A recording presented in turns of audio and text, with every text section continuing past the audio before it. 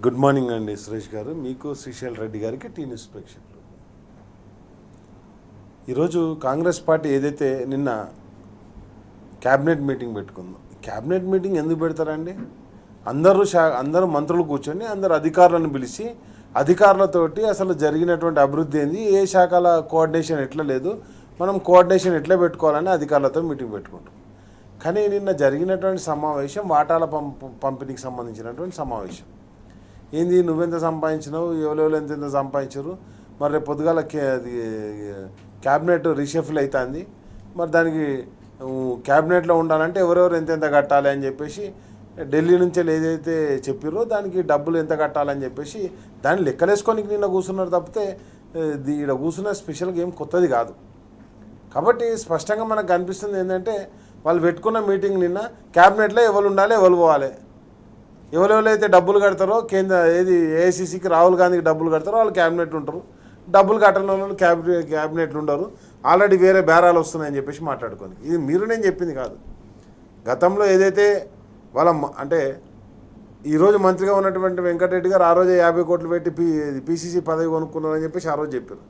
మొన్న కొమ్మటిరెడ్డి రాజగోపాల్ రెడ్డి గారు అన్నారు డబ్బులు ఎవరు కడితే వాళ్ళే ఉంటారు క్యాబినెట్. అంటే నేను ఏమంటున్నానంటే మొత్తం కూడా అక్కడ జరిగినటువంటి క్యాబినెట్లో సరే మరి క్యాబినెట్ పెట్టారు. క్యాబినెట్ పెట్టిన తర్వాత ఏం చెప్పారు? ఇప్పుడు పంపకాల గురించి కాదనుకుందాం, సీరియస్గా అసలు చర్చకే పెట్టారు అనుకుందాం. ఏం చర్చ జరగాలి? నిన్న వానాకాలం వచ్చింది, వానలు పడుతున్నాయి, మరి యూరియా ఎట్లా ఇవ్వాలి రైతులకు? హైదరాబాద్లో ట్రాఫిక్ జామ్ అవుతుంది, ఈ ట్రాఫిక్ జామ్ కాకుండా ఎట్లా కంట్రోల్ చేయాలి? లేదంటే మన క్యాబినెట్ మీద కావచ్చు, మన ప్రభుత్వం మీద కావచ్చు కామెంట్లు వస్తున్నాయి, ఏం జరగాలి? దీని గురించి కదా మాట్లాడాల్సింది. నేను అది కాకుండా నేను లాస్ట్కి ఏం చేశారు, కొండంతా వెలుకని పెట్టినట్టు కేంద్రం ఎంత టార్గెట్ ఇస్తేనే అంత కొంటాం. సార్ దీంట్లో ఒక్క మాటతోటి అంటే అన్ని ప్రధాన పత్రికలు ఇంక్లూడింగ్ వాళ్ళకు కాపు కాసే పచ్చపత్రికలు కూడా అవే రాసినాయి. ఎంత సీరియస్ ఇష్యూ ఉంటుందంటే వీళ్ళు చెప్తున్న దానికి జరగబోయేదానికి. ఒకటి నెంబర్ 1, కేంద్రం ఎంత కొంటే అంతనే మేము కొనుగోలు చేస్తామన్నప్పుడు ఆటోమేటిక్గా గన్ని బ్యాగులు వస్తాయి చూసారా, సంచులు. నేను వేరే చెప్తాను, సంచులు ఇచ్చేటివి కూడా గన్ని బ్యాగులు ఇచ్చేటివి కూడా అంతే వస్తాయి కేంద్రం నుంచి వెళ్ళి. గన్ని బ్యాగ్ కూడా కేంద్రం నుంచి వస్తుంది, అంతే వస్తుంది. పంట ఇప్పుడు మీకు ఒకటే మాట చెప్తున్నా, ఉత్తమ్ కుమార్ రెడ్డి గారు చెప్పిన మాటనే చెప్తున్నాం.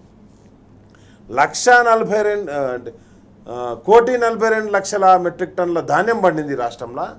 కేంద్రం 50 లక్షల మెట్రిక్ టన్నులు మాత్రమే కొనుగోలు చేస్తా అన్నది, మేము 70 లక్షల మెట్రిక్ టన్నులు కొనుగోలు చేసినామని అన్నారు. మరి మిగతా 72 లక్షల ఎవరు కొనుగోలు చేయాలి? ఇప్పుడు 140 70 నువ్వు కొనుగోలు చేసిన అంటున్నావు, కేంద్రం 50 తీసుకుంటుంది అంటున్నావు, ఎక్స్ట్రా నువ్వు 20 కొన్నావు అంటున్నావు, మిగతా 70 ఎవరు కొనాలి? అంటే దళారులకు దర్వాజాలు ఓపెన్ చేస్తారు వీళ్ళు. ఈరోజు పనేం లేదు, దళారులకు దర్వాజాలు ఓపెన్ చేసే పనిలో వీళ్ళు ఉన్నారు. కాబట్టి దళారులను ఇప్పటించాలి సిద్ధం చేస్తారు. రైతు దగ్గర నువ్వు ఎంత కొంటే అంత కొను. అండ్ నెక్స్ట్ వచ్చేసి కేసీఆర్ గారు రైతు బంధు అనేది ఎందుకు పెట్టారు? రైతు ఎవరి దగ్గర తన భూమిని తాకట్టు పెట్టద్దు, తన తల తాకట్టు పెట్టద్దు, పంట పండినా పండకపోయినా తను ఎవరికి ఒక వడ్డీ రైతుకు బానిస కావద్దు అని చెప్పేసి రైతు బంధు అనేది పెట్టాడు. ఈరోజు మళ్ళీ నువ్వేమంటున్నావు? లాస్ట్ టైం చూసినాం ఎన్ని ఎకరాలకు వేసిండండి కేసీఆర్ గారు. జగిత్యాల మీటింగ్ పెట్టగానే 1 ఎకరానికి వేసాడు. మళ్ళీ తర్వాత మళ్ళీ ఒక మీటింగ్ అనగా మళ్ళీ 1 ఎకరానికి వేసి, ఏది రైతు సభ అని చెప్పేసి కేటీఆర్ గారు సభ పెట్టగానే ఇంకొక ఎకరానికి వేసాడు. వీళ్ళు మొత్తం వేసింది నిన్న కేసీఆర్ సభకు 1 ఎకరానికి వేసిండ్రు, కేటీఆర్ సభకు ఇంకో ఎకరం వేసిండ్రు. వీళ్ళు వేసిన 2 ఎకరాలకి. ఇప్పటికి 5 క్రాప్స్ అయినాయి. నేనేమంటున్నానంటే నీకు దమ్ము ధైర్యం ఉంటే కాంగ్రెస్ పార్టీకి, నీ దగ్గరనే గవర్నమెంట్ కదా అఫీషియల్గా డేటా ఉంటుంది కదా, 10 ఏళ్ళది కాదు 15 ఏళ్ళది బయట పెట్టు, అంతకుముందు 2.5 ఏళ్ళది బయట పెట్టు, ఇప్పుడు 2.5 ఏళ్ళది బయట పెట్టు, మధ్యలో 10 ఏళ్ళది, మొత్తం కేసీఆర్ గారి టైంతో పాటు నీది ఒక 5 సంవత్సరాలు ఎక్స్ట్రా పెట్టు బయట. అంతకుముందు పంట ఉత్పత్తి ఎంత ఉండే, కేసీఆర్ గారు పంట ఎంత కొనుగోలు చేశారు, ఈరోజు నువ్వు పంట ఎంత కొనుగోలు చేస్తాను, రైతు బంధు ఎంత వేసారు, 11 క్రాప్స్కి వేసిండే, 12 క్రాప్స్ అనుకోవాలి, 11 అంటాం కానీ తప్పు, 12 క్రాప్స్. ఎందుకంటే 11 క్రాప్స్కు డైరెక్ట్ వేసిండు, 12వ క్రాప్ పైసలు తీసుకొచ్చి గవర్నమెంట్ దగ్గర పెడితే అవి రాగానే 2023 డిసెంబర్లో ఆ పైసలు వేసింది కాంగ్రెస్ పార్టీ. ఆ తర్వాత పైసలే వేయలే. ఒక్కసారేమో ఓసారి ఎకరం వేసిర్రు, ఓసారి 5 ఎకరాలకు వేసిర్రు, ఓసారి 2 ఎకరాలకి, ఇక ఇష్టం వాళ్ళది. అసలు పైసలు మొత్తమే కొట్టిర్రు కొన్ని క్రాప్లు అయితే. నాట్ ఓన్లీ రైతులు, వికలాంగులకు వృద్ధులకు కూడా వచ్చే పింఛన్ కూడా ఎక్కువ కొట్టిర్రు, 4,000 రూపాయలు దేవుడెరుగు. ఇచ్చే పెన్షన్ కూడా ఎక్కువ ఉంటుంది. కాబట్టి వీళ్ళంతా కూడా నేనేమంటానంటే మొత్తానికి మొత్తం కూడా నిన్న జరిగినటువంటి క్యాబినెట్ ఓన్లీ వాళ్ళ వాటగాల పంపిణీ గురించి మనం చూసినాం. గతంలో ఒక మీటింగ్లో మనం అనుకుంటే ఒక 1000 కోట్లు రాహుల్ గాంధీ ఇయ్యమా అంటే 1000 కోట్లు ఇయ్యనీక. ఈరోజు జరిగినటువంటి మీటింగ్ 10,000 కోట్ల మీటింగ్. అది ఎట్లు ఇవ్వాలి, దేశం మొత్తం పార్టీ నడిపేయాలని ఎట్లు ఇవ్వాలి. ఎందుకంటే కర్ణాటకలో ముఖ్యమంత్రిని తీసేసారు, ఇక్కడ కూడా ముఖ్యమంత్రి పోతాడని నడుస్తుంది. నిన్న కూర్చున్నదంతా మంత్రులు కూర్చున్నది కూడా ఏదో ప్రజల సంక్షేమ బాగోగుల గురించి కాదు, పదవుల అర్రాస్ గురించి కూర్చున్నారు. వాళ్ళ కాళ్ళు అర్రాస్ వేసుకున్నారు. ఆ అర్రాస్ పాట పాడడానికి ఎవరు అధికారులు ఉండొద్దని చెప్పేసి క్యాబినెట్ మీటింగ్. మరి దానికి క్యాబినెట్ మీటింగ్ అనేది పెట్టుకుని ఇంట్లో మీటింగ్ పెట్టుకుంటే అయిపోతాయి కదా. క్యాబినెట్ మీటింగ్ అంటే నాకు తెలిసినంత వరకు అయితే, నేను చిన్నప్పటి నుంచి చూసినంత వరకు, నాకు చదువుకున్నంత వరకు అధికారులు వస్తారు. వాళ్ళ అధికారులతోటి ఏ డిపార్ట్మెంట్లో ఏమేమి పనులు అయినా ఎంతైనా ఏం చేయాలి, రేపు ఫ్యూచర్ ఇక వానాకాలం వస్తుంది యూరియా ఎట్లా ఇవ్వాలి, లేకపోతే వాళ్ళకు రైతులకు కావాల్సినటువంటి రైతు బంధు ఎట్లా ఇవ్వాలి, లేకపోతే హైదరాబాద్లో ట్రాఫిక్ జామ్ అయితే దాన్ని ఎట్లా క్లియర్ చేయాలి, మొత్తం డ్రైన్స్ అన్ని క్లియర్ చేసి సీజనల్ వ్యాధులు వస్తాయి. హెల్త్ డిపార్ట్మెంట్ పిలవాలి, హెల్త్ డిపార్ట్మెంట్ పిలిచి మరి సీజనల్ వ్యాధులు వస్తాయి, మీ దగ్గర పారాసిటమాల్ ఉంది, జ్వరాలు వస్తాయి, దగ్గులు వస్తాయి, మరి పారాసిటమాల్ ఉందా లేకపోతే కాఫ్ సిరప్ ఉందా, కేంద్రం కొన్ని కాఫ్ సిరప్లను బ్యాన్ చేసింది, ఇవన్నీ డిస్కషన్ చేసుకోవాలి. అవి కాకుండా మున్సిపల్ డిపార్ట్మెంట్ పిలవాలి, దోమలు పెరుగుతాయి, వానాకాలం వచ్చింది, ఆ దోమలు పెరగకుండా మనం ఎట్లా కొట్టాలి, ఫాగింగ్ మొత్తం బంద్ అయిపోయింది, దోమలు పెరుగుతాయి, దాని గురించి పెట్టాలి. ఫారెస్ట్ డిపార్ట్మెంట్లో పిలిచి మరి వెంటనే మీరు హరితహారం చేపట్టాలి, గతంలో కేసీఆర్ గారు ఇట్లా రాగానే హరితహారం చేపట్టేటోడు కాబట్టి దీన్ని ముందుకు తీసుకుపోవాలని చెప్పాలి. ఇంకోదికి సివిల్ సప్లై అధికారులను పిలిచి మరి మొత్తం ప్యాడీ అంతా అయిపోయింది, ప్రొక్యూర్ అయిపోయింది, మిల్లింగ్లోకి పోయింది. ఆ మిల్లింగ్లో పోయిందంటే ఏ మిల్లులు ఉన్నాయి, ఎంతెంత రిటర్న్ వస్తుంది మనకు, దాన్ని మనం ఎఫ్సీఐకి ఎట్లా చేస్తున్నాం, ఇవి కదా చర్చించాల్సింది క్యాబినెట్లా.